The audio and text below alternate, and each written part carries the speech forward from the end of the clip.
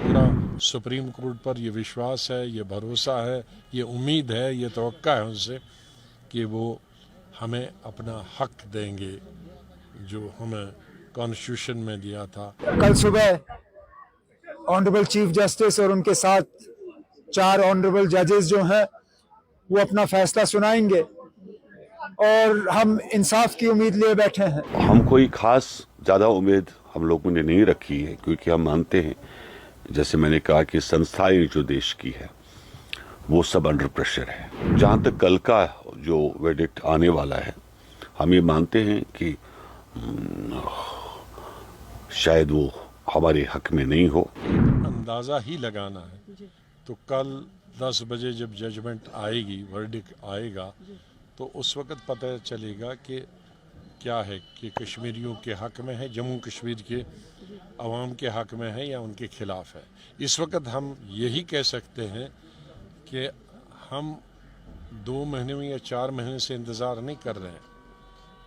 हम गुज़िश्ता 4 साल से ज़्यादा अरसे से इस दिन का इंतज़ार कर रहे थे कि कब सुप्रीम कोर्ट, क्योंकि पहले 3 साल में तो कोई सुनाई हुई नहीं, सिर्फ एक दफ़ा आधे घंटे के लिए सुनवाई हुई थी, और जिसका हमने भी, मैंने खुद भी और मेरे साथियों ने अपनी पब्लिक मीटिंगों में पिछले 1-1.5 साल से कहा कि जब तक सुप्रीम कोर्ट इसको डे टू डे हियरिंग नहीं करेगी तो तब तक फैसला आना 50 साल में भी नामुमकिन है।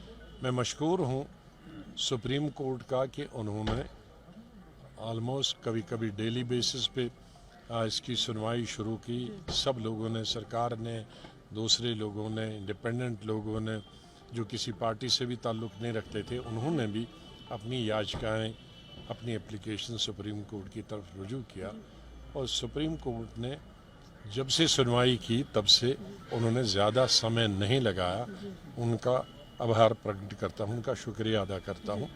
लेकिन इस तवक्को के साथ कि जो सरकार ने गैर कानूनी फैसला लिया था, क्योंकि ये पावर्स असेंबली की इलेक्टेड गवर्नर के पास थी, नॉमिनेटेड गवर्नर के पास नहीं थी, स्टेट को भंग करना और रिकमेंड करना।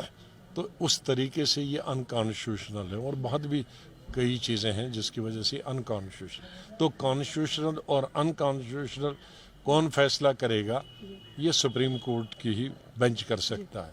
तो उसका इंतज़ार है हमें इंसाफ का कि जम्मू कश्मीर के अवाम को 370 और 35A जो हमसे छीना गया है, जिसमें नौकरियां भी हैं, जिसमें ज़मीन भी है, उसमें जो हमारा हक, एक्सक्लूसिव हक था, उससे हमें महरूम रखा गया है, उसका इंतज़ार हमें 4 साल से ज़्यादा से है। उसका हम ये अभी उम्मीद करते हैं, और पूरा सुप्रीम कोर्ट पर ये विश्वास है, ये भरोसा है, ये उम्मीद है, ये तवक्का है उनसे कि वो हमें अपना हक देंगे जो हमें कॉन्स्टिट्यूशन में दिया था। जब हम सुप्रीम कोर्ट में गए थे 2019 में, तो इंसाफ हासिल करने की उम्मीद लेके गए थे।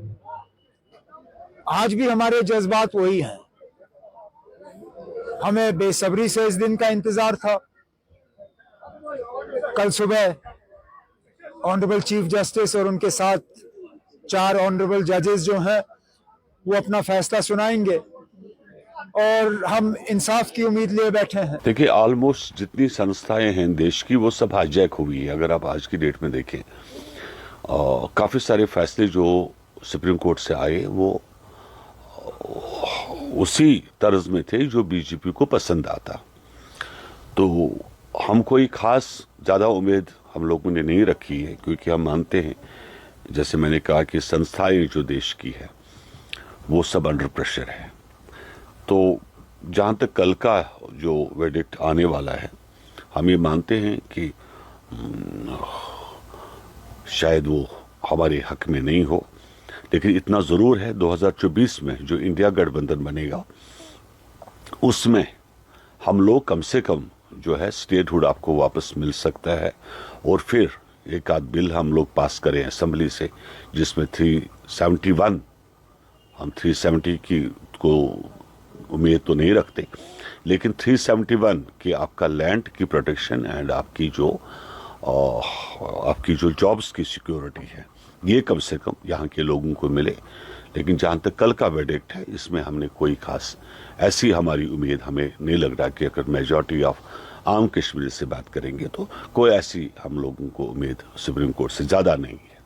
हम नहीं मानते कि ये जो कल का फैसला होगा कि ये लोगों के हक में होगा, क्योंकि सभी संस्थाएं देश की अंडर प्रेशर है।